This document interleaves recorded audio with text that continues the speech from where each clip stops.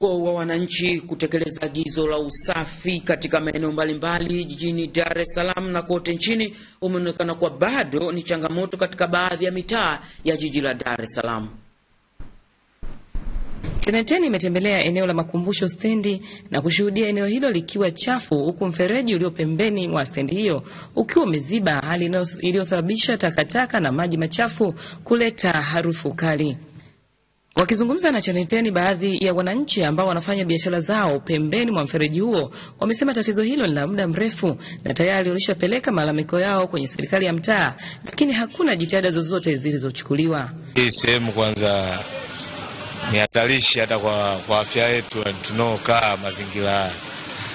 Na ukizingatia swala la usafi, mimi naona hili swala la usafi linatakiwa liwekewe mkazo. Kama sisi hapa tunafanya bodaboda hapa, mazingira ndio kama haya machafu, tunakula chakula hapa, mazingira machafu, tunaweza tukaumwa kipindupindu nini kama hivyo. Hali ni mbaya sana ya usafi, kwa sababu unakuta hata mitaro hii huku ina mchanga mwingi, imejaa matope kiasi kwamba hata ile agizo la Mheshimiwa Rais sioni kama linafanya kazi. Usafi wa mazingira hapa umekuwa kero, kwa sababu kwa mfano kama haya maji hapa, sisi tuko eneo hili lakini maji haya hatoki eneo hili, yanatoka kwenye ile gorofa ile. Wanapofanya usafi wale, maji ndo yanakuja hapa.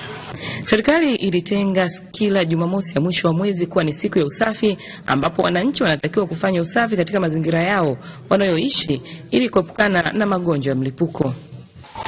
Mtazamaji, hii ndio hali halisi ambayo unajionea katika eneo hili la makumbusho, ambapo mfereji huu umejaa taka na maji machafu ambayo yanasababisha harufu kali kwa baadhi ya wafanya biashara walio pembeni na mfereji huu, jambo ambalo wamedai kuwa limeleta changamoto kubwa sana kwao.